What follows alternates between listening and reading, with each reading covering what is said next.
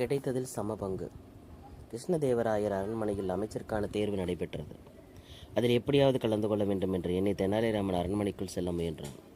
ஆனால் வாயில் காவலர்கள் ராமனை உள்ளவிட மறுத்தனர். அதையும் மீறி உள்ளே நுழைய எண்ணிய தெனாலிராமன் வாயில் காவலனிடம் என்னை உள்ளே போக விட்டால் கிடைக்கும் பரிசு தொகையில் பாதியை உனக்கு தருகிறேன் என்றான். பரிசுக்கு ஆசைப்பட்ட காவலனும் தெனாலிராமனை உள்ளே அனுப்பினான். அரச சபையில் மன்னர் உட்பட அனைவரும் இருந்தனர். அவர்கள் முன்னிலையில் தெனாலிராமன் நின்றான்.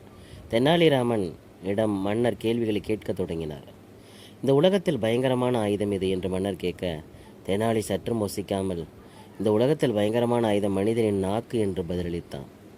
உடனே மன்னர் அது எவ்வாறு என்று கேட்க, தெனாலிராமன், மன்னா, இந்த நாக்கு எலும்பில்லாதது. எங்கு எவ்வாறு பேச வேண்டுமோ அங்கு அவ்வாறு பேசும். உண்மையை பொய் என்றும் பொய்யை உண்மை என்றும் நல்லோரை தீயோர் என்றும் தீயோரை நல்லோர் என்றும் கூறும். எனவே நாக்கு தான் இந்த உலகத்தில் மிக கொடிய ஆயுதம் என்று கூறினான்.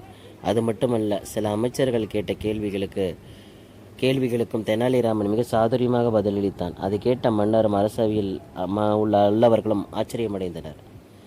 மன்னர் தெனாலிராமனை பார்த்து, உன் திறமையை கண்டு நான் வியக்கிறேன் என்று கூறினார்.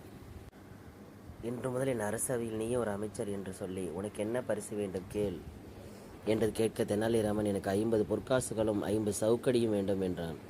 மன்னர் ஏன் இவ்வளவு கேட்கிறாய் என்றார். அதற்கு தெனாலிராமன் அரண்மனை வாயில் நடந்ததை கூறினான்.